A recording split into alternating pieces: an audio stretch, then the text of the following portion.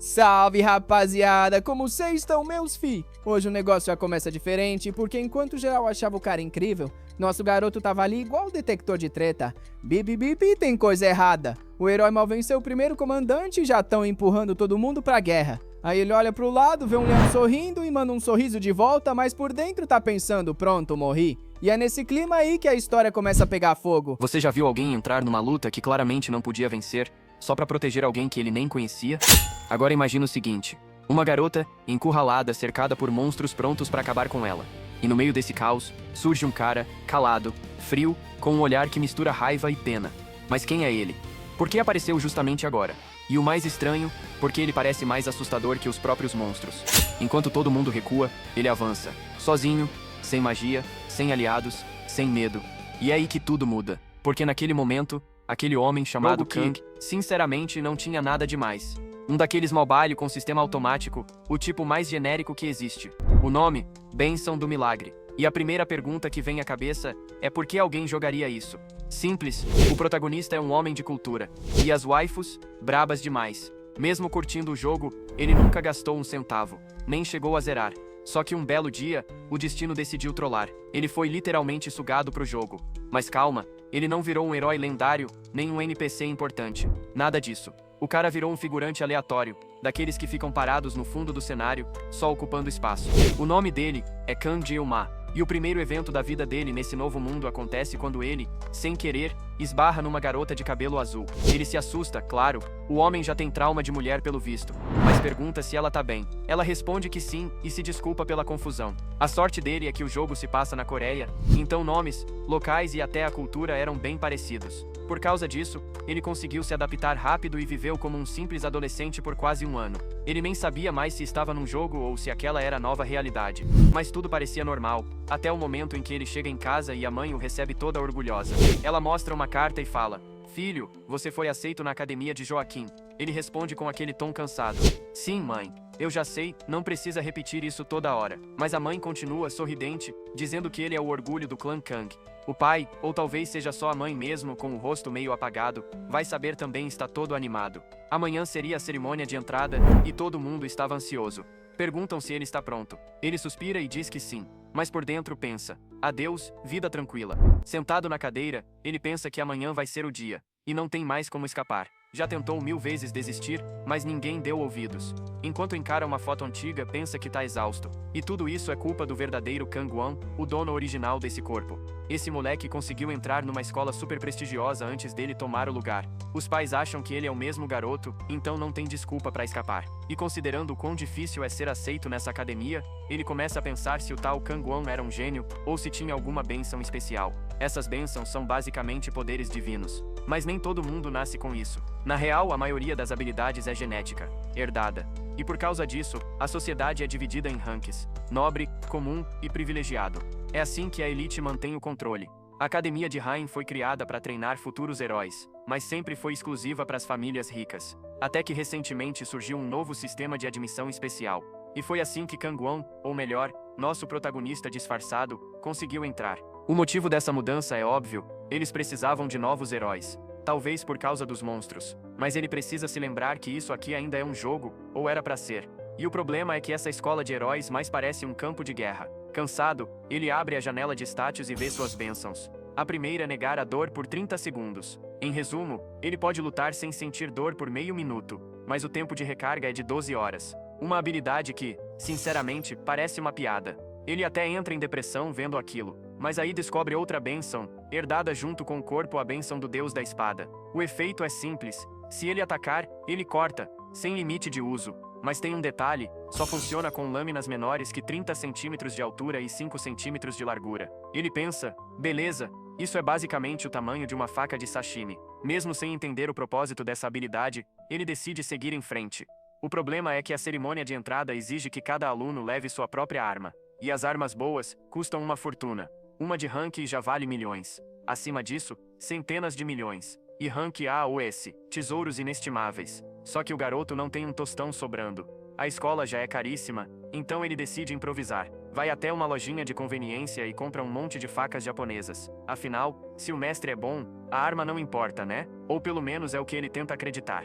Chega o dia da análise de armas. O examinador olha pra mesa e quase tem um infarto. Você tá de brincadeira? Trouxe um monte de faca de cozinha pra academia? Nosso herói respira fundo e responde: Não, senhor, essa é a minha arma. O examinador perde a paciência. Grita, chama ele de irresponsável. Mas o garoto explica que foi aceito pelo sistema especial e que sua família não tem dinheiro para gastar com equipamentos caros. O broche no peito dele deixa claro ele não é da elite. E o professor, em vez de entender, só aumenta o tom.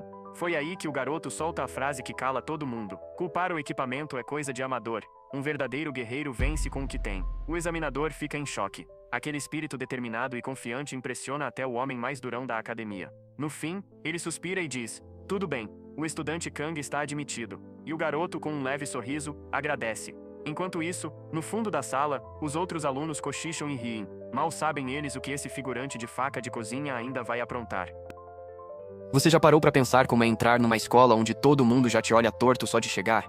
Pois é. Nosso amigo Kang não veio de família rica, e ele não tá nem um pouco afim de aturar professor que acha que escola é lugar pra tratar os alunos como se fossem todos iguais. Claro, nem todo mundo gostou da notícia. No fundo, a galera já começou a resmungar. Fedido, feio pra caramba. Aquelas coisas que você já tá cansado de ouvir na escola, né? Mas o professor manda todo mundo calar a boca e diz que, depois da avaliação, o Kang pode ser um anjo ou um demônio, dependendo do que eles disserem. Será que ele vai virar o queridinho da turma ou o inimigo número 1? Eu já tô curioso. Do lado de fora, o dia mal começou e o Kang já quer uma pausa. Pode isso? Ele até esperava ser julgado, mas passar por tudo isso ainda não é moleza. Pelo menos ele sobreviveu à avaliação, e agora vem o teste de qualificação da sala. 3 anos pela frente nessa escola, será que ele vai aguentar? Olhando ao redor, parece que ele entrou numa cidade pequena, não numa escola. É tanta coisa que ele até admite, essa escola é maneira pelo menos. Depois de ter desistido do ensino médio por causa da vida, é surreal pensar que ele está aqui agora. Será que o destino resolveu dar uma chance? O rádio anuncia que os testes vão começar e manda os novatos para a área de treino. Tudo muito rápido, né? Mas teste é teste, e o Kang promete dar tudo de si. Só que, ele nunca usou uma faca desde que chegou nesse mundo novo. Como assim? E o professor ainda falou para ele não largar a faca nem por um segundo. Será que ele vai conseguir? Depois de 20 anos trabalhando, um ano de descanso não faz diferença, né? Haha, o garoto até lembra que cortava sashimi com 2 anos. Será que isso vai salvar o dia? Ele puxa a faca do envelope, que brilha com uma aura azul, tipo aquelas armas lendárias que a gente vê nos games. A bênção do deus da espada foi ativada, mas calma, o corpo dele é meio baixo e o equipamento tá no nível bem básico. O sistema fala sobre sincronização e supressão, e o Kang fica impressionado só de tirar a faca do pacote e já ativar uma habilidade. Será que ele tá virando um herói de verdade? Mas aí, do nada, ele começa a gritar de agonia. O que tá rolando? Parece que a habilidade tá levando ele à beira da morte.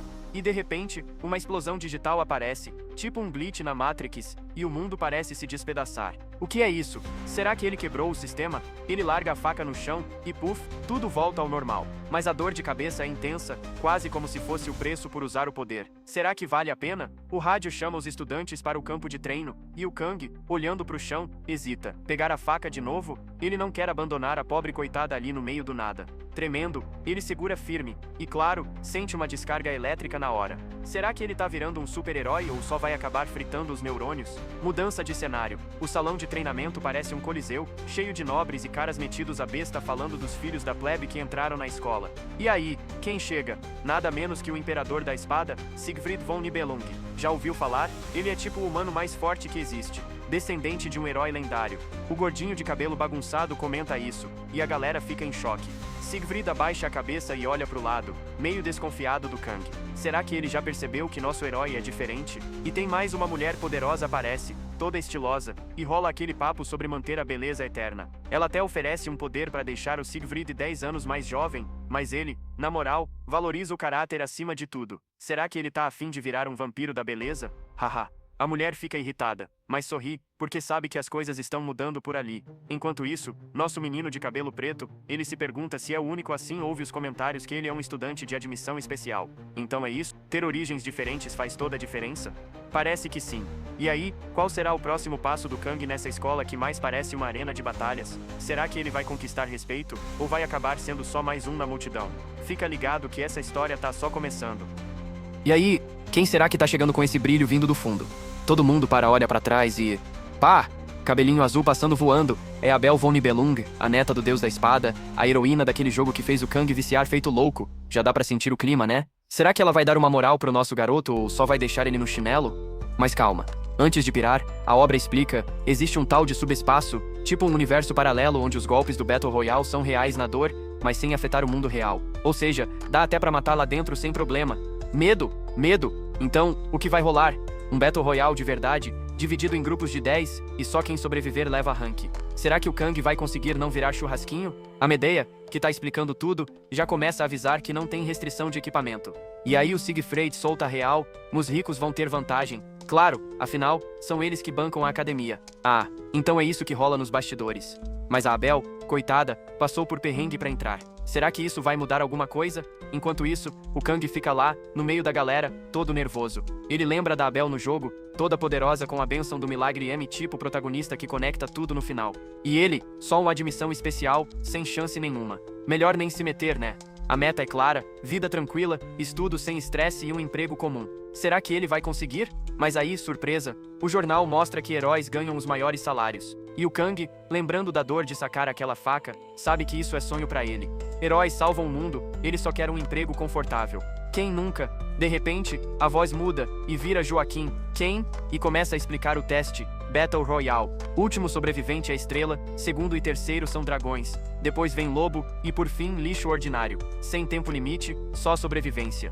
Igualzinho no jogo, o Kang pensa, só quero terminar rápido e passar batido. Será que vai rolar? O robô solta uma energia azul e anuncia que a bênção dos heróis esteja com vocês. Nosso menino só quer evitar puxar a arma dele a qualquer custo. Já imaginou? Cena seguinte, todo mundo no chão, derrotado. 24 grupos já passaram. Quem vai ser o próximo? O Siegfried comenta que esse ano não tá justo, a neta dele, a Abel, e os descendentes das famílias Shang e Geo estão competindo. Resultado? Já tá decidido. Abel terminou em 7 minutos e 14 segundos, usando arma Rank C, quase bateu o recorde do avô. Impressionante, né? Será que o Kang vai conseguir acompanhar? Siegfried fala que talento é coisa de família, mas que ele vai embora. Abel pergunta se ele quer ver os outros descendentes, mas ele só responde que é bando de porco. Que desumilde, hein? Mas olha só, ele lutou na guerra e tem moral, vai embora mesmo. Mas espera, todo mundo sente uma energia estranha correndo pelo lugar. O que é isso? Olhando para o céu, eles veem uma luz azul que começa a destruir o espaço.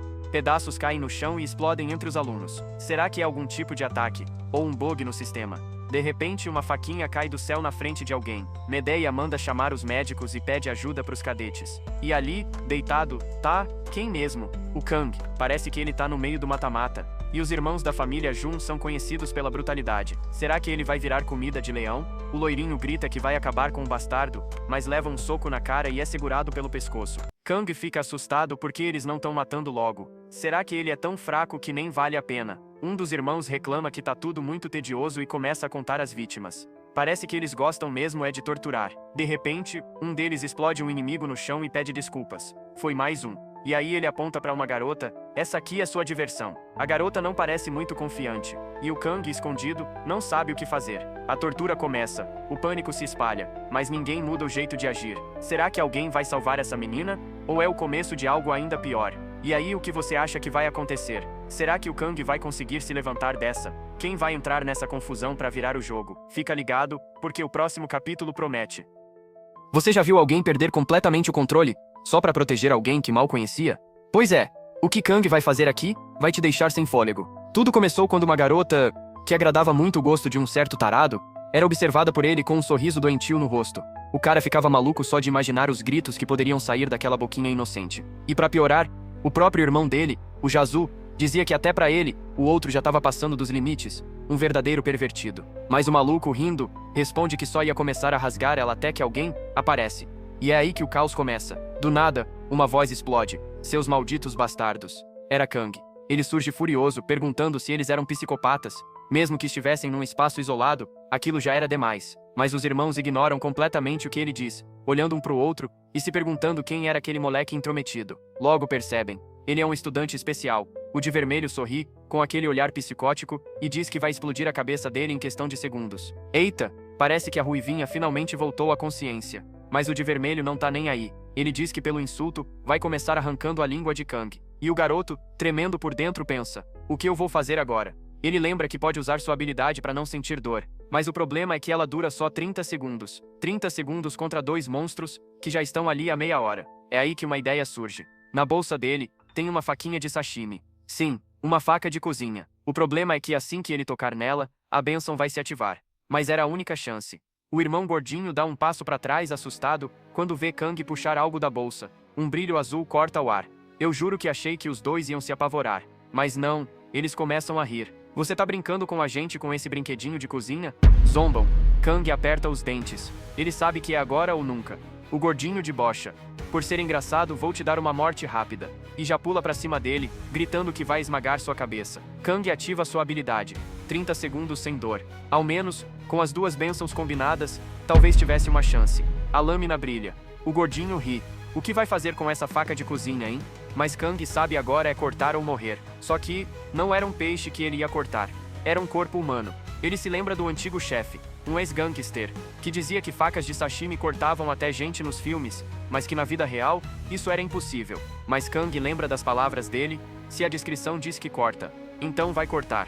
E corta, o gordinho só tem tempo de ver o próprio braço voando pelo ar. O cotoco cai no chão, o sangue espirra, e Kang lembra da cozinha. O velho mestre rindo, perguntando se ele achava mesmo que gangster comia sashimi. A faca batendo na parede. O garoto assustado. E o velho dizendo: me chama de mestre, e presta atenção. No momento em que você enfia uma faca, a pele e os órgãos se contraem. É por isso que é mais fácil dar várias fincadas do que um corte só. Kang lembra bem disso. O velho ainda dizia: você corta o peixe deitado com calma. Em pé, nem pão dá pra rasgar. Kang naquela época teimou dizendo que o mestre que não sabia cortar. Levou um tapão e ouviu: seu idiota. Mas agora ali, o gordinho sem braço, ele entende. Talvez não fosse tão impossível assim. O chão treme. O gordinho cai agonizando, com o bracinho pro alto. Ele nem entende o que aconteceu. Enquanto Você já viu alguém entrar numa luta que claramente não podia vencer, só pra proteger alguém que ele nem conhecia? Agora imagina o seguinte: uma garota, encurralada, cercada por monstros prontos pra acabar com ela. E no meio desse caos, surge um cara, calado, frio, com um olhar que mistura raiva e pena. Mas quem é ele? Por que apareceu justamente agora? E o mais estranho, porque ele parece mais assustador que os próprios monstros. Enquanto todo mundo recua, ele avança. Sozinho, sem magia, sem aliados, sem medo. E é aí que tudo muda. Porque naquele momento, aquele homem chamado Kang não estava lutando pra vencer. Ele estava lutando pra mostrar o que acontece quando mexem com a pessoa errada. Kang nem sabia direito como aquilo tinha acontecido. Ele só sabia que o inimigo estava ali, no chão, tremendo com os olhos arregalados e o braço faltando. Enquanto isso, o nosso rapaz vinha andando, calmo, frio, quase sereno, como se o caos todo ao redor fosse apenas uma cena repetida. O inimigo desesperado recuava, tropeçando, pedindo para ele não se aproximar. Fica longe de mim. Não chega perto. Mas Kang não parava. Um passo, depois outro, até o cara sair correndo, gritando pelo irmão: Shu, me ajuda, por favor. Só que o outro, o tal do ruivo, estava ali, congelado, com medo estampado no rosto.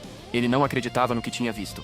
Seu irmão, derrotado por um simples estudante, mas tomado pela raiva, ele pula na direção do Kang. Seu maldito, vai cortar a gente dois de uma vez, é?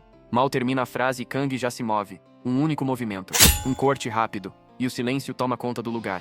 O corpo dos dois, literalmente, se parte, como se fossem folhas de papel. O sangue escorre, e o único sobrevivente, o trouxa caído no chão, ainda tem tempo de ver o corpo do irmão ser fatiado no ar.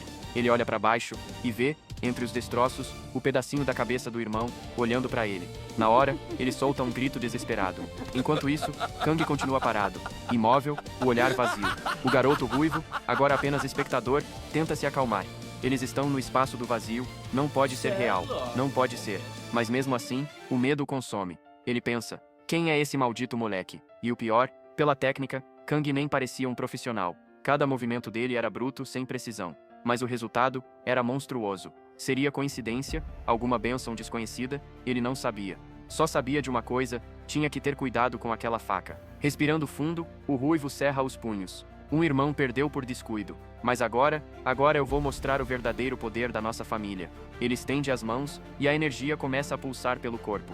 Bênção de defesa, ativar. Bênção de salto, 200%. E para completar, dano espiritual nos punhos. Ativado. 3 poderes combinados. Ele ri, confiante. Esses 3 juntos, são imparáveis. Nenhuma arma de rank S poderia resistir. Mas Kang continua parado. Olhar frio, respiração calma. Contando segundos. 21, 22. O ruivo não entende o que ele tá fazendo, mas avança com um soco que rasga o ar. Eu não sou como meu irmão. Fica aí parado, e eu mesmo vou explodir a sua cabeça.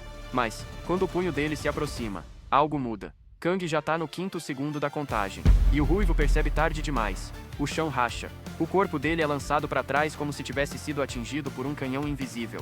Ele voa, rodopia no ar, e cai completamente sem entender o que aconteceu. O que foi isso? 2 segundos. 1 segundo. E aí, silêncio. O corpo do ruivo desaba, inconsciente. A bênção termina. E Kang cai de joelhos. Um grito rasga o ar. A dor finalmente o alcança. Algum tempo depois, ele acorda. Os olhos se abrem devagar. A luz é branca, fria, parece um hospital. Ele se senta confuso, e logo a porta se abre. Um loirinho surge e corre para avisar. Ele acordou. O estudante acordou.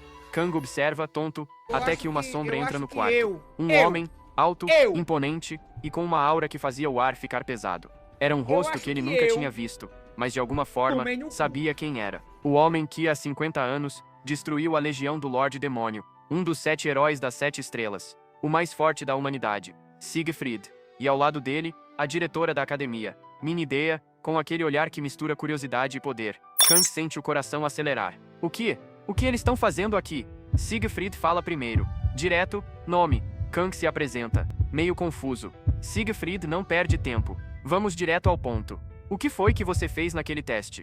Kang engole seco. Eu sou o melhor. Ele mesmo não sabia direito o que Posso não aconteceu, ser, mas mas nem era minha óbvio que cabeça, tinha sido ele. eu Ele sou o nota melhor. algo. Siegfried tá com a mão na espada. O ar fica denso. Se ele sacar essa espada, eu morro na hora. Com a voz trêmula, Kang diz: Acho que vocês estão aqui porque eu fui longe demais na avaliação. E estou disposto a pagar o preço. Siegfried o encara por alguns segundos. Silêncio absoluto. Até que Minidea suspira e diz: Sig, para de intimidar o garoto. Ela se aproxima, sorrindo de leve, e explica: Foi o Siegfried quem limpou seus meridianos enquanto você estava inconsciente. Kang arregala os olhos. Ele, o mais forte da humanidade, me ajudou. Minidea continua, dizendo que ficou impressionada com ele. Enquanto Kang tenta entender, ela se aproxima ainda mais, o que deixa ele completamente sem reação. Siegfried franze o senho. Medea, mantenha um pouco da sua dignidade. Ela ri e olha para Kang. Eu assisti a gravação de tudo o que aconteceu. Ver você lutando até o fim para proteger uma colega foi inspirador. Kang fica sem palavras. Ela continua, dizendo: Isso é só para deixar claro, você não será punido pelo que fez hoje. Kang respira aliviado, mas Siegfried completa: Infelizmente, os 2 garotos da família Mal não desistiram da academia. Kang franze a testa. Então eles ainda estão aqui. Siegfried dá de ombros. Sim, e antes que eu esqueça, tem algo importante que você precisa saber. Kang o encara. E então ele ouve: Você foi o melhor aluno dessa avaliação. O top entre todos. O quê? Kang arregala os olhos. Ele só queria uma vida calma, tranquila, sem chamar atenção. Mas agora, o nome dele estava no topo. Mais tarde, já no escritório de Minidea, ela comenta: Sou presidente dessa academia há quase 20 anos, e é a primeira vez que algo assim acontece. Kang, meio encabulado, responde: Pra ser sincero, eu não gostei dessa história de ser top estudante. Os 2 olham pra ele, completamente confusos. Siegfried pergunta: Você entende o que significa estar na classe estelar? Minidea explica: Essa decisão foi feita pelo próprio subespaço, Kang. Ele fica em silêncio por um instante, e diz: Mesmo assim, não era isso que eu queria. Você já teve a sensação de que alguém está tentando entender algo que simplesmente não deveria existir? Pois é. Foi exatamente assim que Siegfried se sentiu naquele momento. Medea olhou para ele com aquele ar provocante e perguntou se ele estava com raiva do garoto ter roubado o lugar da neta dele. Mas o velho, com toda a calma do mundo, respondeu que não fazia sentido ir contra o desejo do próprio subespaço. Afinal, aquele lugar foi criado justamente para encontrar os verdadeiros heróis. Se o garoto foi escolhido como o melhor cadete, quem eram eles para discordar? Mas no fundo, algo o incomodava. Se o garoto tivesse habilidades incríveis, tudo bem. Se tivesse um físico absurdo, ele entenderia. E se fosse alguém com uma bagagem monstruosa de experiência, aí sim, aceitaria numa boa. Mas não, era só um moleque. Um garoto que mal tinha começado a amadurecer. E ainda assim, os cortes e movimentos que ele mostrou carregavam o conceito de uma esgrima que Siegfried vinha procurando por toda a vida. Um estilo digno de um verdadeiro mestre. Só que quando ele analisou o corpo do garoto, percebeu algo ainda mais absurdo. O rapaz não tinha passado por nenhum treino físico. Nenhum. O corpo dele era frágil, sem condicionamento, como se algo que não devia existir estivesse ali dentro. E é aí que o velho começa a sentir algo estranho. Competitividade. Como aquilo era possível. Como um garoto da idade da neta dele podia exibir tamanha maestria sem sequer suar. Enquanto isso, Medea, como sempre, perde a linha e diz que talvez o garoto tenha algo especial, e que talvez ela devesse tentar alguma coisa. O velho pergunta, curioso: Você sabe como o pessoal da academia chama mulheres como você? Ela cruza os braços e disse: Então abre logo essa bocona e fala, letra por letra. Ele sorri e solta pausadamente. B. E antes mesmo de terminar, Medea explode. A mulher simplesmente surta. E Siegfried só dá aquele sorrisinho de canto tipo eu avisei. Mas deixemos os velhos brigando e voltemos pro nosso protagonista. Pelo visto, o coitado do Kang conseguiu ser rebaixado pra classe dos lobos, e sinceramente, era o melhor que podia ter acontecido. Tudo o que ele queria era não ser o número 1. Um pouquinho antes, tava uma guerra pra decidir pra onde mandá-lo, alguns queriam colocá-lo entre os melhores, outros na classe dos tigres. Mas Medea insistiu que seria melhor manter isso tudo em segredo. E sinceramente, era o plano perfeito. Kang só queria ficar numa classe fraca, quietinho, sem ninguém pra incomodar, sem ter que competir por poder o tempo todo. Mas como tudo que envolve esse garoto parece dar errado, quando ele entra na sala, todo mundo para o que tá fazendo e fica olhando pra ele. A culpa, o maldito distintivo no peito. Mas logo o pessoal volta a conversar, e ele respira aliviado. Tudo o que queria era ser ignorado. Quando finalmente se senta e ninguém fala com ele, ele até sorri de leve. Ser um solitário tinha suas vantagens. Até que uma voz suave chama por ele. Ele olha pro lado, e lá está a Ruivinha. Ela agradece, com toda a sinceridade do mundo, por tudo que ele fez. Mas Kang, meio sem jeito, responde, não tem por que agradecer. Qualquer um teria feito o mesmo. Mas por dentro, ele se sente um hipócrita. Porque a verdade é que ele não salvou ninguém. Ele só estava tentando se salvar. A garota, meio sem graça, se apresenta como Chloe, e ele responde, Kang-won. Prazer, mas na cabeça dele, a dúvida grita. Quem é essa menina? Ele já jogou esse jogo inúmeras vezes, e nunca ouviu falar de uma Chloe. Se ela não aparece na parte principal da história, aquela da guerra contra a tribo demoníaca, então, assim como ele, ela deve ser só mais uma figurante no meio do caos. Antes que pudesse perguntar algo, Kang pede para ela manter tudo o que aconteceu em segredo. Ela promete que sim, mas queria perguntar uma coisa. Infelizmente o professor entra na sala, antes que ela pudesse continuar. Com um olhar sério, ele joga o caderno na mesa e diz, parabéns, cadetes. A partir de agora, vocês carregam o orgulho do herói Valor Joaquim. Ele se apresenta como Levon Bin, o professor da classe dos lobos, e já manda o recado. Tem 30 minutos para trocar de roupa. O treino físico começa agora. Um garoto de óculos levanta a mão e pergunta qual seria o objetivo do treino. E é aí que vem a melhor parte. Kang pensa, se for aquele treino do Saitama, eu tô ferrado. Spoiler, era exatamente isso. Flexões, abdominais e corrida. O treino que deixaria qualquer um careca de tanto sofrer. Kang se aproxima do instrutor, tentando dar um migué. Professor, eu não tô me sentindo muito bem. Lewon o encara, pensativo, e responde com um meio sorriso. Realmente, pro melhor cadete da escola, um treino como esse talvez seja leve demais. E é aí que Kang percebe que fingir fraqueza naquele lugar talvez tenha sido a pior ideia da vida dele. Logo no primeiro dia, o Kang já percebeu que seu plano de passar despercebido foi por água abaixo. Quer dizer, que tal ser jogado pra Sala das Estrelas logo de cara? Ele já entendeu o recado. A maldita da Medea deve ter avisado todos os professores sobre ele. Mas o garoto tenta se explicar. Eu só quis dizer que preciso usar o banheiro. E sem esperar resposta, sai andando com a cara mais inocente do mundo. Segundos depois, ele tá lá fora, suando, correndo ao lado de todos. O menino tem o físico de um pedaço de papel molhado, e o corpo já tá pedindo socorro. Mal começou o treino e ele parece estar participando de uma maratona da morte. É aí que Chloe aparece do nada, correndo leve como se fosse um passeio no parque. Tá difícil assim pra você? Tá se sentindo mal? Ela pergunta. E ele, ofegante, responde tentando manter a dignidade. Não, tô bem. Já fiz 5 voltas. Mas a garota sorri e fala com naturalidade. Que bom, eu tô na nona. Continua se esforçando, tá? O coitado fica em choque. Nona? Como assim nona? E o que mais o humilha é que ela fala isso sorrindo e ainda sai correndo na frente. Foi nesse momento que ele percebeu. Talvez ele estivesse mesmo muito mal preparado. Mais tarde, já em casa, o quarto dele parece um campo de guerra, cheio de garrafas espalhadas. Ele bate uma na mesa e suspira. O coitado tá morrendo de fome. Uma semana de academia e já descobriu o maior inimigo de todos, a fome universitária.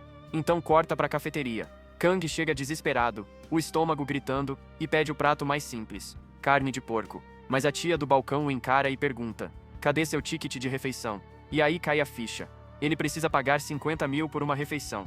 50 mil. O garoto fica desolado. Era praticamente tudo que ele gastava num mês inteiro para sobreviver antes. Sem opções, volta pro quarto, bebendo água como se fosse banquete. Ele joga a garrafa na parede e grita. 50 mil por uma porcaria de comida. Tão é doidos nesse lugar.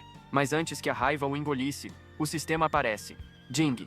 Estado físico aumentado para nível 12. Restrições adicionais removidas. Armas de até 32 centímetros liberadas. Pelo menos algo de bom. Ele se olha no espelho e nota. O corpo tá começando a mudar.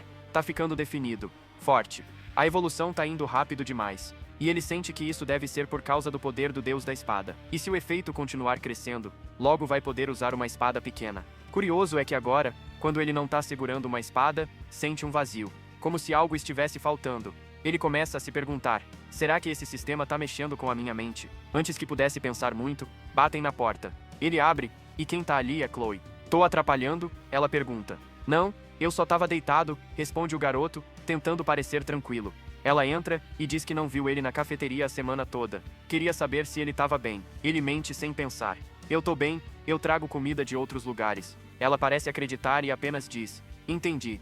Eu ia cozinhar algo e pensei em te chamar, mas você deve estar ocupado. E um segundo depois, lá está ele, do lado de fora, falando, então, vamos logo, né? Eu sei cozinhar. Ela mal teve tempo de reagir, e ele já estava indo na frente. Minutos depois, os dois estão comendo. Ela elogia dizendo que tá delicioso. Ele olha para a mesa e percebe. Ela comeu tudo. Vai até a geladeira para ver se tem mais alguma coisa. E encontra um monte de peixe. Você gosta tanto assim de peixe? Eu morava perto da praia, responde ela. Ele sorri e diz. Perfeito, porque minha especialidade é cozinhar peixe. Ele decide preparar algo especial, sashimi. Mas aí vem o problema. Ele precisa de uma faca bem longa. Chloe olha para a espada dele e pergunta. Serve essa? Ele responde rindo. Melhor não. Deixa comigo. Ativa a bênção da espada divina, ignorando toda a dor no corpo. O tempo parece desacelerar. Em apenas 21 segundos, ele prepara o peixe inteiro. O prato parece uma obra de arte. Chloe olha, encantada. Como você é tão bom assim em cozinhar? Trabalhei meio período num restaurante japonês, responde ele. Ela pisca, confusa. Meio período? O que é isso? E aí ele percebe o abismo entre o status dos dois. Mas tudo bem. Ele fica feliz só de ver ela sorrindo enquanto come. Quando ela diz que vai limpar tudo, ele vai para a janela e olha a lua. Depois de uma semana de esforço, se sente em paz. Até ouvir o som de pratos caindo atrás dele. Chloe claramente nunca lavou uma louça na vida. Enquanto ele ri da situação, nota algo caído no chão. Um livro com uma carta dentro. Ele pega por curiosidade, abre, e vê que é um diário. Recebi a ajuda de alguém hoje, preciso retribuir esse favor. Ele sorri, achando fofo, mas quando vira a página seguinte, eu te amo, eu te amo, eu te amo, eu te amo. O sangue dele gela, e antes que pudesse pensar em correr, ela tá parada atrás dele, segurando um copo, com os olhos arregalados. Você leu isso? Ela pergunta, com a voz trêmula. Silêncio. E o clima muda completamente. Nesse momento, o manhwa corta para um flashback sombrio. A família da Chloe, conhecida como família Sicília, não era uma família comum. Enquanto as famílias heróicas ganhavam honra matando monstros, os Sicília mantinham a ordem, matando pessoas. Eles eram os assassinos que resolviam os problemas que os outros fingiam não ver. Desde cedo, as crianças da família eram submetidas a condicionamento mental. As emoções eram suprimidas, o medo eliminado. E antes dos 15 anos, Chloe já havia cometido seu primeiro assassinato. Não negue seu talento, o velho dizia. E essa frase ecoou na cabeça dela até a idade adulta. Salve, rapaziada! Como vocês estão, meus fi? Hoje o negócio já começa diferente, porque enquanto geral achava o cara incrível, nosso garoto tava ali igual o detector de treta. Bip, bip, tem coisa errada. O herói mal venceu o primeiro comandante e já estão empurrando todo mundo pra guerra. Aí ele olha pro lado, vê um leão sorrindo e manda um sorriso de volta, mas por dentro tá pensando, pronto, morri. E é nesse clima aí que a história começa a pegar fogo.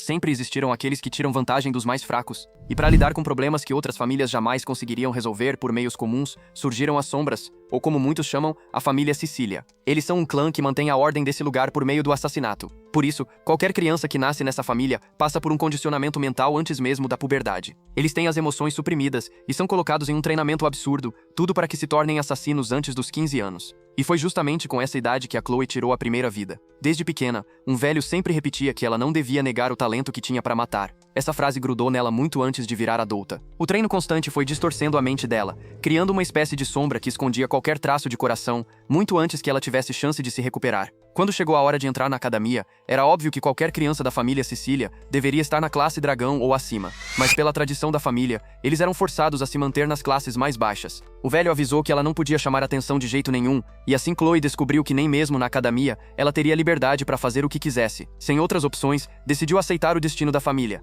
Achou que tudo ali seria previsível, até que alguém apareceu. Do nada, um garoto surgiu mandando aqueles bastardos pararem. Ele me perguntou se eles tinham perdido a cabeça. Dentro daquele subespaço, era para Chloe experimentar a morte pela primeira vez. Ela não estava com medo, porque sabia que isso fazia parte do plano para colocá-la numa classe ruim. De forma tranquila, ela encarou a morte, porque era assim que ela sempre viveu. Só que o destino, que parecia tão definido, foi quebrado naquele instante. Era como se um raio de sol tivesse atravessado as nuvens. Pela primeira vez, ela viu alguém usando a espada não apenas por si mesmo, mas por outra pessoa, por ela. Ele ficou na frente dela para protegê-la. Quando era criança, ela sempre lia a mesma história antes de dormir. A história de uma princesa trancada em um castelo e a pessoa que ela amava indo salvá-la. Naquele momento, o rosto da Chloe ficou vermelho, o coração pareceu que ia pular do peito, e uma pergunta martelou na cabeça dela. Será que aquilo era o tal do amor? Voltando para o presente, o Kang estava confuso. A aura dela não era nada boa. Ele ficou sem jeito enquanto os dois se encaravam. Não sabia o que fazer, e ela parecia carregada de ódio. Ele tentou aliviar o clima dizendo que a lua daquela noite estava bonita. Agradeceu pela comida e disse que já estava indo. Mas quando fez menção de se despedir, ela soltou uma pergunta. Ele tinha visto. Sem entender nada, ele quis saber do que ela estava falando. Ela deixou bem claro. Aquilo. Sem jeito, ele disse que se fosse o livro, esperava que ela estivesse estudando bastante. Mas ela sabia que era o diário. Coitado, ele só queria entender que tipo de problema estava prestes a enfrentar. Só que naquele momento ela parecia outra pessoa. Ele insistiu que não viu nada, ela insistiu que ele estava mentindo. Depois de um vai e vem, ele finalmente admitiu que viu. Foi aí que ele sentiu algo estranho. A Chloe começou a puxar a espada. Ele estava mais perdido que tudo, não fazia ideia do motivo. Ao olhar para a janela, viu que estava no quarto andar, não tinha para onde correr. A única saída era a porta. O problema era que ele estava preso ali com ela, e não fazia ideia do porquê ela estava daquele jeito. Aos poucos ela arrastou a espada pelo chão, se aproximando. Ele percebeu que ela estava inconsciente. Já imaginava que pudesse ser isso. Pupilas vazias, sem qualquer movimento, um rosto apagado. Ele tinha absoluta certeza. Aquilo era uma Yandere. Agora fazia sentido o jeito dela mudar do nada nas conversas. E agora, completamente diferente, dava pra ver claramente que ela tinha duas personalidades. Ler o diário foi o gatilho. A intenção dela de matar ele era até mais forte que a dos irmãos. Ele começou a pensar em uma forma de sobreviver. Como havia cortado o peixe em 21 segundos, ainda tinha 9 segundos guardados. O problema era que a faca de sashimi estava no quarto dele. A que ele tinha usado estava por perto, mas pela postura dela, se tentasse pegar, provavelmente perderia um braço, ou até a cabeça. Ele olhou para o lado e viu um estilete, mas no mesmo instante, Chloe saltou para cima dele. Ele puxou o estilete, pensando que preferia 1000 vezes ter resolvido aquilo na conversa. Ao ativar o poder do Deus da Espada, ouviu uma voz dizendo que esperava que a bênção estivesse com ele. Chloe avançou, e ele simplesmente comentou que o cabelo dela estava meio comprido, e deu um corte. No próximo capítulo, a desgraça está feita. Ela está deitada, desperta devagar depois do hairstylist involuntário. A primeira coisa que pergunta é onde está o JMA. Depois, lembra de quando ficou olhando para trás enquanto ele estava na janela, e ela lavava a louça. Pensando nisso, ela procura a katana. Vê a lâmina logo ao lado e solta um suspiro de alívio. Ela sabe que normalmente perde a consciência quando começa a usar aquilo. Na maioria das vezes em que matava alguém, só conseguia se lembrar do momento em que o velho elogiava e dizia pra ela nunca negar o talento como assassina. Exausta, cai com o rosto no travesseiro. Ele, por outro lado, não fazia ideia do motivo de ter desmaiado justo quando estava no quarto. A menina está ali quase evaporando de tanta vergonha, se perguntando se disse alguma loucura enquanto estava inconsciente. É aí que ela nota o estilete no chão e se pergunta por que aquilo está ali. Percebe também que o cabelo está mais curto e fica travada. Ao procurar no lixo, encontra os fios, já que ele, pelo visto, limpou tudo depois do corte e jogou ali. Interested. Como a cabeça dela é completamente virada, e ela tem esse jeito de yandere. A garota fica ali apaixonada, dizendo pra si mesma que ele é super gentil e até deu um cortezinho no cabelo dela. Ela corre direto para o livro e já começa a escrever que ama o Gomar do lar de fora. Enquanto isso, o nosso protagonista tá quase vomitando só de lembrar. De algum jeito ele conseguiu escapar daquela situação, depois de ativar a bênção, mas teve que usar o poder por 5 segundos além daqueles 9 segundos que tinha guardado, e agora ele está totalmente esgotado. Ele se joga no banco e pensa que toda a energia que ganhou no jantar simplesmente evaporou. Sentado ali, ele tenta entender por que a Chloe luta daquele jeito. Um espadachim comum tenta acertar um membro ou neutralizar o oponente, mas a forma como Chloe atacava, sem piscar, sem hesitar, só deixava claro que ela mirava direto nos pontos vitais. Era como se ela fosse especialista em ataque surpresa. Quando ela partiu pra cima dele, ele realmente sentiu que a própria vida estava correndo risco. O instinto fez ele tentar decapitar ela sem nem perceber. Ainda bem que o estilete era pequeno, e no fim ela só acabou ganhando um corte no cabelo. Depois disso, parece que ela desmaiou, e ele agradeceu mentalmente por tudo ter dado certo no final. A rotina comum dentro da academia estava longe de ser tranquila. E então ele se lembrou que, antes de cair nesse mundo, vivia como uma pessoa extremamente ambiciosa. No mundo de onde veio, ele alcançou o topo como mestre da faca de sashimi. Mesmo assim, aqui cada um tinha seu próprio papel. O jogo tinha o nome Bênção dos Milagres, porque essa era justamente a habilidade que o verdadeiro protagonista deveria receber. Além disso, existia a Bênção do Valor, de alguém chamado Balor Joaquim. Pelo que ele lembrava, essas eram as únicas bênçãos lendárias de todo o jogo. A missão da história era basicamente salvar esse mundo do Rei Demônio, e o herói principal era escolhido tanto pela espada sagrada, quanto pela espada demoníaca chamada Balmung. Enquanto isso, ele, o cara perdido nesse mundo, recebeu o chamado de facas de sashimi. Ele bate na própria testa tentando entender como tinha parado nessa confusão. Os acontecimentos recentes na academia estavam fazendo ele até esquecer quais eram os objetivos principais. Ele tinha algum conhecimento sobre os personagens importantes, mas ainda assim não entendia direito o funcionamento desse mundo. O que sabia, porém, era que já fazia uma semana desde que entrou na academia e, de acordo com a história, o momento tinha chegado. O protagonista estava prestes a despertar. Isso queria dizer que ele logo começaria a frequentar a escola. Ou seja, a verdadeira narrativa estava oficialmente para começar. Mesmo que ele não tenha zerado o jogo, lembrava ao menos da metade. Por enquanto, o plano mais seguro era seguir o roteiro original. Se não estava enganado, era no segundo semestre do terceiro ano que tudo realmente desandava. Quando um novo herói surgia, a raça dos demônios atacava a academia e aquele confronto acabava gerando uma guerra em escala global entre humanos e demônios. Isso acabava criando uma guerra mundial. Ficava difícil negar que esse tipo de história era clichê, e foi justamente por isso que ele, que estava ali só pela waifu e pelos momentos divertidos, perdeu o interesse na época, mas o mais assustador era perceber que, nesse mundo real, essa guerra era inevitável. E a grande questão era, será que ele também ia morrer no meio disso? Pelo menos ainda restavam 3 dias para ele se preparar e tentar achar uma forma de escapar desse mundo de fantasia, ou, na pior das hipóteses, ficar forte o suficiente para sobreviver. Era um jogo cheio de waifus para a galera se divertir, então não é possível que não exista algum tipo de final feliz. O protagonista desse mundo com certeza vai sobreviver. O problema é que ele também precisa ter poder suficiente para se proteger. Ao mesmo tempo, não pode chamar atenção demais, porque seria convocado para lutar contra o exército do Rei Demônio. Depois do que aconteceu hoje, ele percebeu que precisa ser muito mais cauteloso ao usar a Bênção da Dor.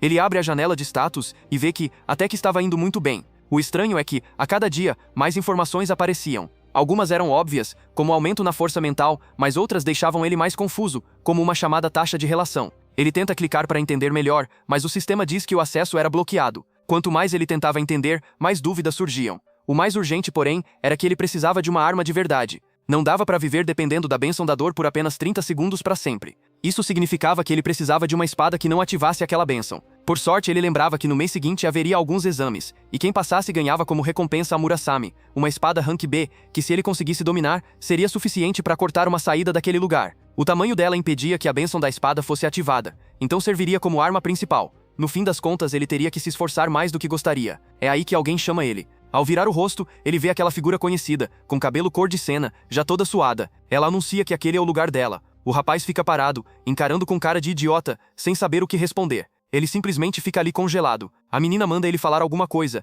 gritando se ele pode se afastar um pouco. Mandona do nada. O otaku só pensa que ela é surreal, não importa quantas vezes olhe, sempre parece inacreditável. Ele fica ali, completamente viajando, sem perceber nada. Quando finalmente presta atenção, ela diz que ele não precisa sair do banco, só ficar do lado. Por mais bonita que ela fosse, ele queria entender que história era essa de esse banco é meu, já que era um local público. Mesmo assim, ele queria evitar ao máximo qualquer conversa para não se envolver com a principal heroína da trama. Só que ela estava ofegante, e o rapaz simplesmente não conseguia parar de pensar em como ela era bonita demais. De repente, ela olha para cima e comenta que gosta de ficar ali porque é o lugar onde as estrelas aparecem com mais clareza. Ele fica sem reação, observando ela. O menino claramente não tinha nenhuma habilidade social, e se perguntava se aquela era mesmo a Abel que tinha ouvido falar. A neta do Santo da Espada, a protagonista, a garota que era quase impossível de se aproximar. Ela vira para ele e pergunta se ele também usa espada. Ele se assusta com o fato de ela saber disso, mas ela explica que o avô dela havia comentado que dá para reconhecer espadachins apenas pelo olhar, como se fosse um instinto natural. Praticamente o segredo dele estava exposto. O garoto fica mais perdido ainda. Para vocês também não parece que com aquele cabelo colorido e aquelas anteninhas, ela parece um inseto? Ela então pergunta se ele quer pegar a espada dela. Ele, querendo evitar laços, responde que a espada era legal, mas que não queria pegar não. A menina fica ali parada com cara de boba, meio decepcionada. Ele acha estranho porque ela parecia muito mais sociável do que a Abel da história. Então ela pergunta se ele realmente não conhece ela, sem esperar resposta. Fala que sabe que ele conhece. O Kang fica mais confuso. Ele não sente nenhum feitiço vindo dela, mas ainda assim é estranho ela fazer essa pergunta, já que praticamente todo mundo naquela escola sabia quem Abel era. Ela continua dizendo que conhece ele mais ou menos, e completa dizendo que ela não conhece ele. O rapaz já está perdido, sem entender qual era o objetivo daquela conversa. Ela comenta que era meio clichê, mas que ele sabia o nome dela, e ela não sabia o dele. Kang, decidido a não criar laços, pergunta por que deveria revelar seu nome a alguém que acabou de conhecer. Pessoas, até porque na cabeça dela, ele podia muito bem ser um espião enviado pelo Rei Demônio. Além disso, Ela achava bem suspeito o fato de ele estar ali sozinho naquela hora da noite, justamente no lugar onde ela costumava treinar. Só que aí ele percebe rapidinho que acabou sendo colocado contra a parede quando ela leva a mão para a espada. Então, para não ficar como alvo, ele vira o jogo e diz que ela também poderia ser a mesma coisa, afinal, o que ela estava fazendo ali? Ela responde dizendo que só estava treinando e ele devolve dizendo que também estava. Aí ela pergunta que tipo de treino é esse que deixa alguém tão calmo daquele jeito. E ele fala que é só respiração mesmo, e vai embora o nosso Kanjiro. Porém, enquanto se afasta, ele olha para a própria mão e nota que ela tá toda machucada. Na mesma hora, ela percebe que ele viu e esconde o braço rapidamente. Ele fica ali quieto por uns instantes e comenta que ela é bem dedicada. Ela concorda porque, segundo ela, as pessoas não entendem o peso de carregar o sangue do S. Nibelung. Ela precisa ser impecável o tempo inteiro, porque se mostrar a menor fraqueza, sempre aparece alguém querendo se aproveitar. Então ela comenta que nesse ano, ela não é a melhor estudante e admite que, para ser sincera, foi a primeira vez que perdeu para alguém. Mesmo assim, ela acaba abrindo um sorriso e diz que, de certa forma, até se sentiu aliviada, mas ao mesmo tempo, ficou curiosa para saber quem foi que derrotou ela. Ele continua ouvindo, enquanto ela diz que quer descobrir quem é esse alguém só para arrebentar o sujeito da próxima vez. Ele pergunta se precisa exagerar tanto assim, e ela responde que aquilo é questão de orgulho. Ela conta que implorou e investigou para descobrir o responsável, e acabou achando estranho o fato dele nem estar na mesma classe que ela, e o pior é que esse desgraçado aparentemente entrou na academia faz pouco tempo. Depois, ela pede desculpas, dizendo que não deveria estar desabafando tanto com alguém que acabou de conhecer.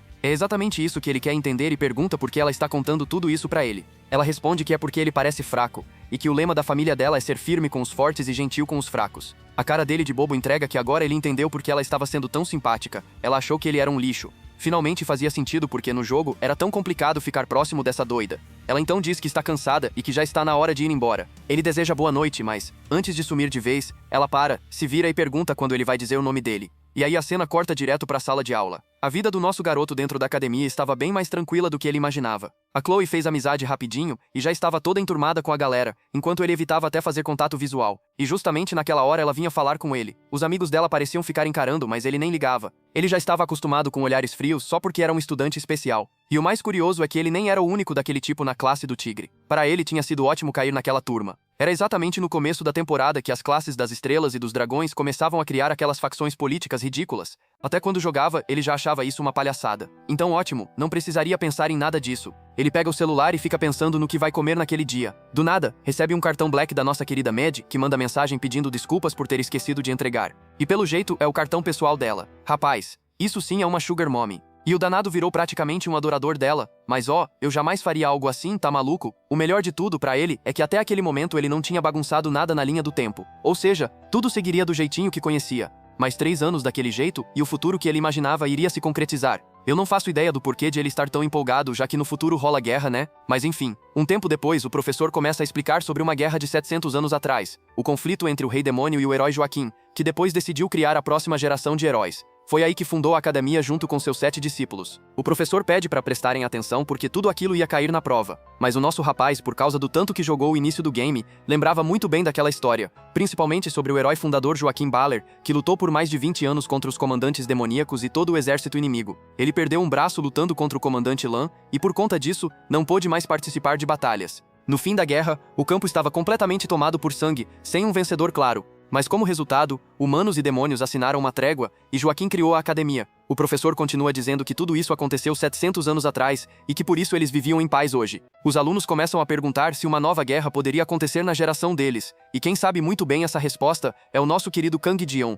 Foram 700 anos de paz, mas isso estava prestes a terminar. Seria ótimo se ele contasse isso para Medea, mas ele não tinha noção das consequências. Apesar de ela sempre dizer que queria sair da academia assim que possível, ela também foi a primeira pessoa a despertar uma normalidade graças ao Lord Poeta, e também a primeira dos 7 heróis a ir na linha de frente para proteger os alunos. Ele não jogou muito além do começo, mas ficou sabendo do que aconteceria. Rapaz, cadê a barriga da coitada? Sumiu. Ela foi a primeira a ser sacrificada para o Rei Demônio. Ele só queria não saber disso. O professor agradece pela aula e manda eles se prepararem para o exame da semana seguinte. Todo mundo começa a sair animadíssimo, comentando que algo incrível estava para acontecer. O Kang fica ali na mesa, tentando lembrar do que se tratava. É aí que ele recorda. Era 5 de maio.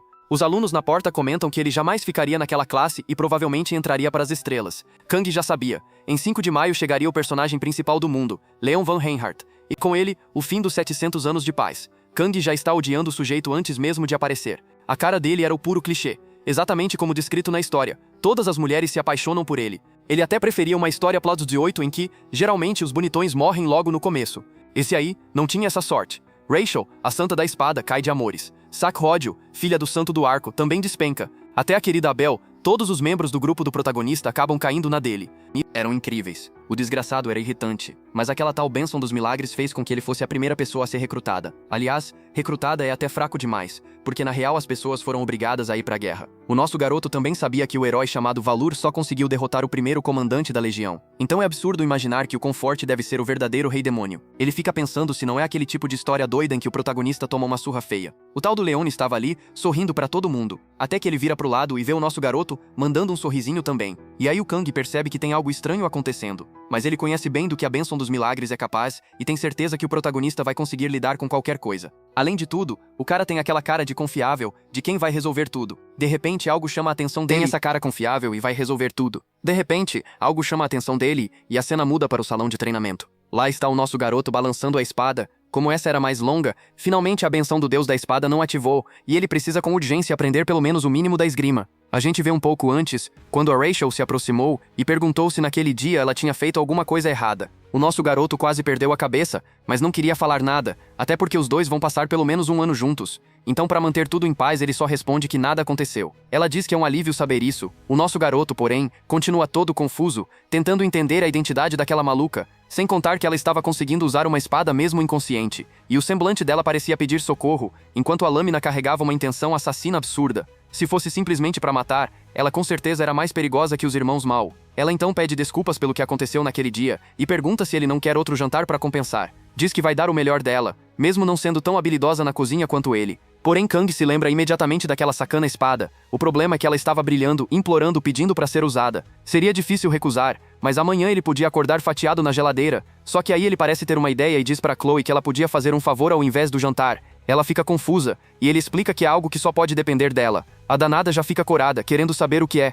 O nosso menino então pede para ela ensinar esgrima. De volta ao treino, ele sabe que urgentemente precisa de um professor, e a Chloe com uma espada na mão era extremamente assustadora. Todas as noites antes de dormir, ele anda assistindo uns vídeos no YouTube sobre como sobreviver a uma yandere. Ele está se preparando, quando ela chega toda fofinha, perguntando quando ele chegou e dizendo que estava esperando por ele. O nosso garoto fala que acabou de chegar. Ela diz que também passou rapidinho, chegou ali às 6h30. Ele pergunta por quê, se eles não tinham marcado para se encontrar às 8. Ele já sabia que ela era uma maluca, e ela continua toda fofinha perguntando se tem alguma coisa errada. O nosso rapaz está hipnotizado pelo abdômen definido dela, chama o tipo do danado, diz ele. Agora dá para entender o porquê ela é tão forte. Ela entrega a espada e pergunta por que eles não iam usar a de verdade. Ele já toma um susto. Que tipo de pessoa treina com espada de verdade? Ele fala que aquilo é só um treino, então é melhor usar a espada de madeira para ninguém se machucar. A maluca diz que ele é muito gentil por não querer machucar ela, e então aperta o cabo e dá um corte no ar. O nosso garoto já está suando frio, tentando entender como alguém consegue cortar o ar daquele jeito. Ele precisava ser cuidadoso. Se a cabeça dele fosse de madeira, já teria explodido. Ele dá uma olhada no sistema,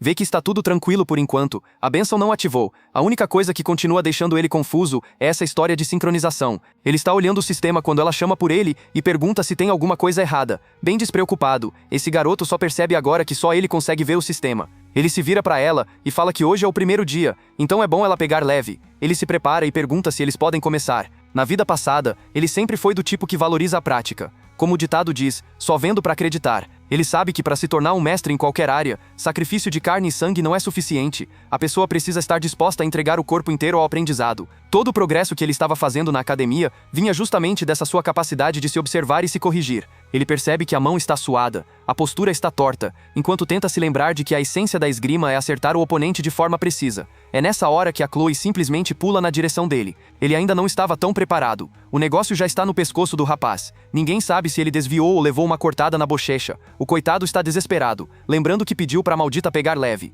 Ela solta a lâmina de uma mão, pega com a outra e já vem para dar-lhe mais uma. Ele consegue se defender, mas isso joga o braço dele para cima, tremendo todo. Confiante por ter bloqueado, ele tenta mandar um corte dali mesmo, só que ela já está no céu, rapaz. E o trouxa ainda se pergunta como ela parece estar ficando cada vez mais rápida. Talvez o primeiro ataque tenha sido apenas um teste. Ele consegue bloquear de novo. O cabo da espada do nosso menino já está até trincando, e ele sendo arrastado para trás. Ela continua mandando uma sequência, e ele até parece estar conseguindo se defender. O problema é que os ataques estão tão fortes que ele está com medo de tomar um golpe e simplesmente morrer. O pior é que ele não consegue encontrar nenhuma oportunidade de contra-atacar. É aí que a espada dele se destrói. Isso mesmo, ela quebrou a espada de madeira dele. A Chloe pede desculpas dizendo que não tinha intenção de quebrar, mas achou que não era tão frágil assim. Porém, ela leva um susto. Ao quebrar a espada, ela ficou curta, e isso ativou a condição necessária para o sistema agir. A personalidade dele começa a mudar, diminuindo o lado humano e ativando o valor. Instintivamente, a Chloe começa a recuar. Ela parece assustada, enquanto Kang está envolto em uma aura negra. O sistema continua avisando que ele está perdendo a humanidade quando, de repente, a gente vê um cara embaixo de um holofote, e pelo visto era o nosso próprio rapaz,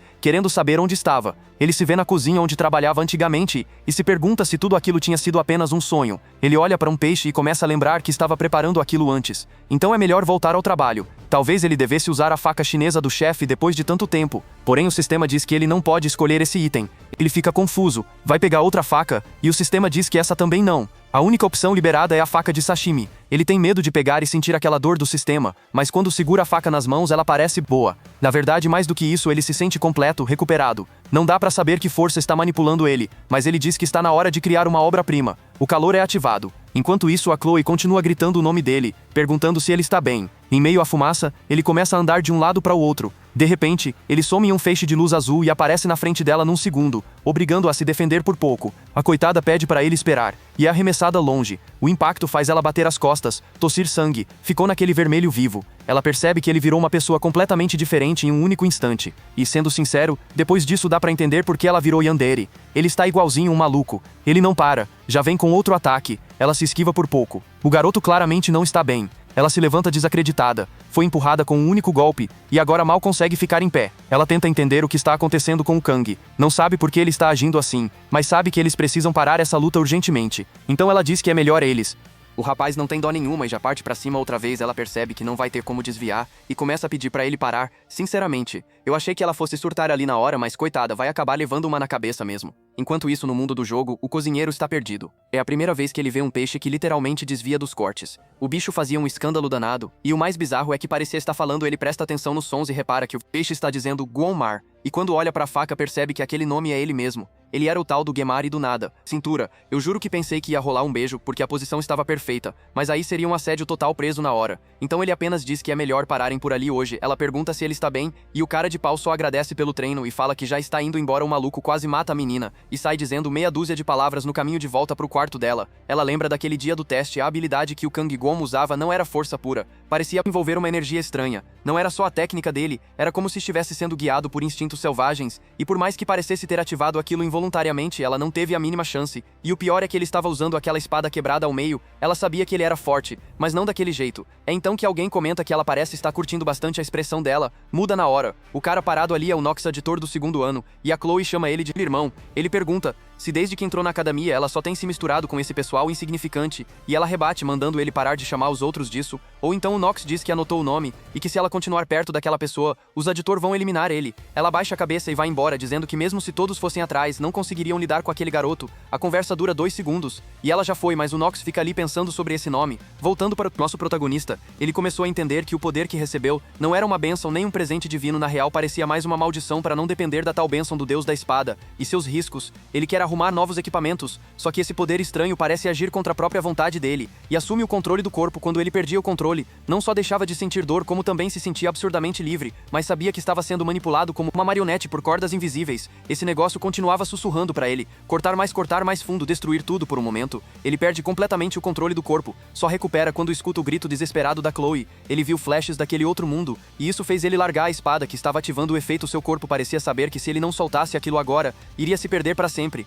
E a garota que antes quis matar ele foi justamente a que trouxe a consciência dele de volta. Ele até ficou irritado por ter ativado o poder quando ela quebrou a espada, mas claro que ao mesmo tempo se sente grato. Ele saiu quase correndo, mas a pergunta fica como ele vai impedir esse poder de se ativar pelo resto da vida. Essa tal bênção do deus da espada era muito mais uma maldição, e das bravas ele percebe que estava trocando sua vida para ativar esse efeito. Estava em um mundo onde nem deveria existir, era praticamente um alienígena. Ali ele nunca pediu nada demais, só queria viver tranquilo. Dava para lidar com pequenos problemas quando aconteciam, mas agora entendia que havia algo dentro dele, tentando devorar sua razão. O que ele recebeu não era uma bênção, era uma maldição criada apenas para consumi-lo no fim das contas. Aquela era a arte do céu reverso. 3 dias passam, e estamos de volta na sala de aula. Um garoto de cabelo roxo pergunta a Chloe se ela não devia ter ido ver alguma coisa. Ela enrola dizendo que depois dá uma olhada, mas no momento só pensa em por que o Kang Jeon não apareceu hoje mais cedo. Quando ela bateu na porta dele, tudo que ouviu foram gemidos de dor. Ela ficou com medo dele, odiar ela por ter arrebentado a porta, então saiu andando, só que agora percebe o quanto gosta de observar ele de longe quando ele está quieto, perdido nos próprios pensamentos. Eita menina, tá se andando, já perdeu as contas de quantas vezes ficou olhando pra ele escondida e sempre sendo o mais discreta possível pra ele não pensar que ela era chata.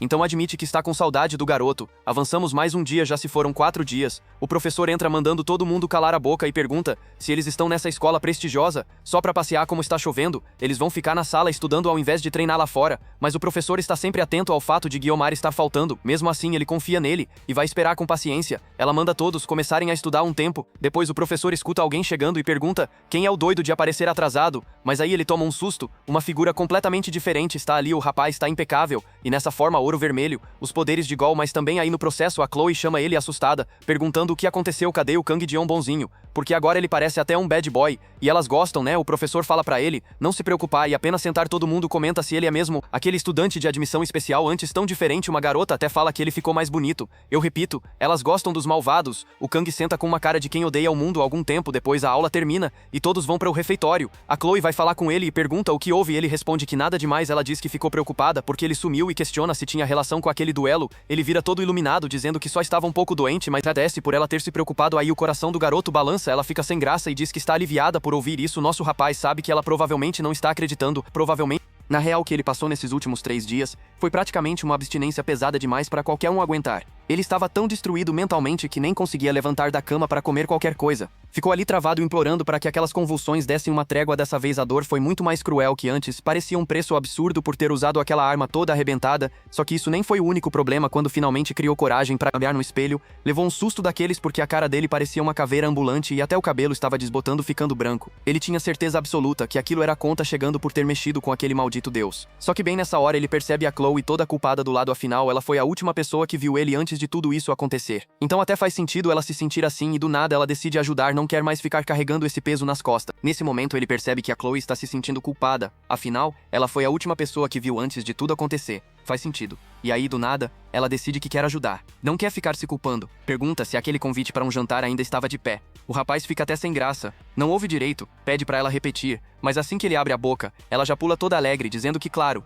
que estava muito feliz com isso. O protagonista fica contente porque pelo menos ela parecia realmente ter gostado da ideia. Então ela diz que vai preparar qualquer coisa que ele quiser comer e pergunta o que ele quer. Ele responde que queria peixe de novo porque gosta bastante e faz um tempinho que não come, já que da última vez acabou vomitando. No meio da explicação, do nada, um brilho vermelho cruza o pescoço dele. Ele vira para o lado e vê uma planta pulsando com uma energia estranha e já pensa, que droga é essa? Quando olha para o outro lado, entende tudo na hora. É aquele tal de Inox Auditore, parado ali, mandando um sorrisinho de "vou acabar contigo daqui a pouco". A Chloe fica assustada na hora. O Kang pergunta se ela conhece o sujeito. Ele encara o cara, já sem paciência, e manda falar logo ao invés de ficar encarando. O outro continua ali, parado, olhando para ele com aqueles olhos vermelhos. O Kang tenta entender o que aquele olhar significava, enquanto a Chloe diz para ele não se meter com aquela pessoa e manda o Nox desaparecer. O Kang percebe que, por mais que ela tente parecer brava, a voz dela está trêmula. Ela está com medo dele. O Nox então solta que o garoto não parece nada demais e pergunta se a Chloe realmente pretende quebrar as regras por causa dele. Ela responde que não tem mais nada a ver com o clã Cecilia Auditore,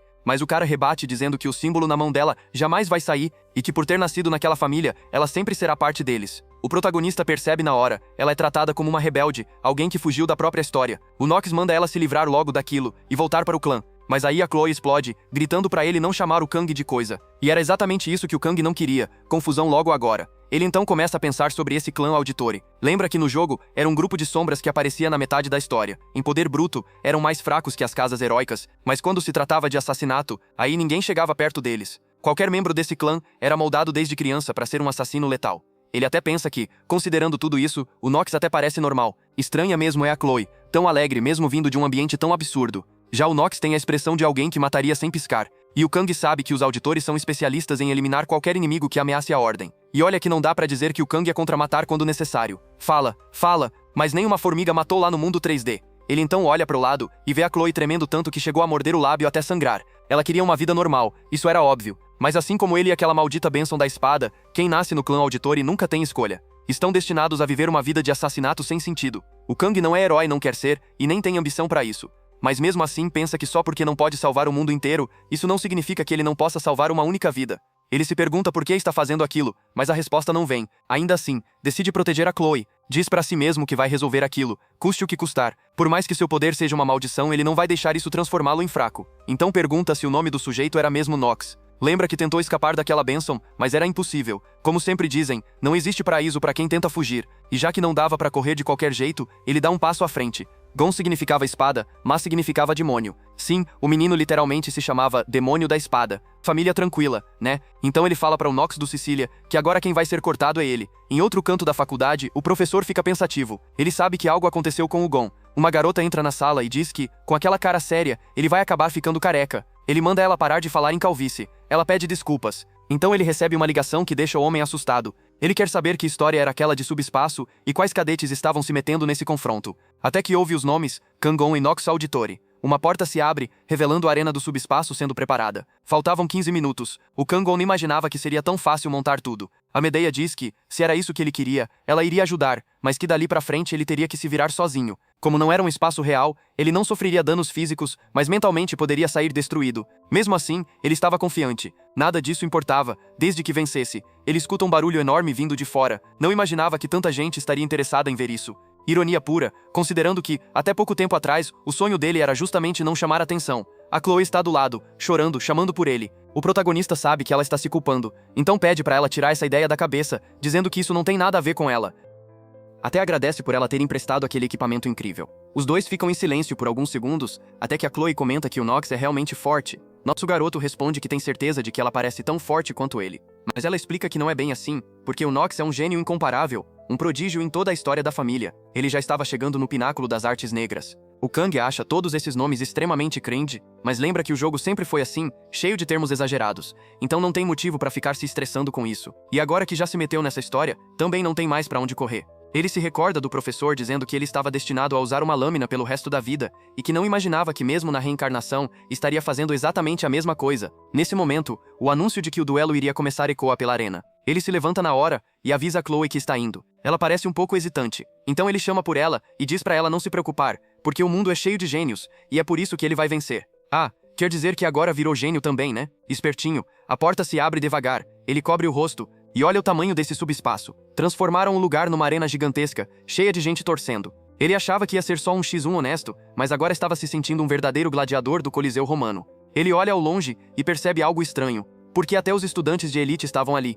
E sim, ele realmente vê a Belle e o protagonista do grupo dela. Kang pensa se esses desocupados não tinham algo melhor para fazer além de ficar assistindo isso. É então que o Nox surge, já mirando na cabeça dele, como se o rapaz fosse explodir a qualquer momento. O cara pergunta se o Kang realmente não entende a diferença entre coragem e arrogância. Like e se inscrever no canal. E, eu deixei um vídeo incrível aqui na tela, que com certeza vai te prender.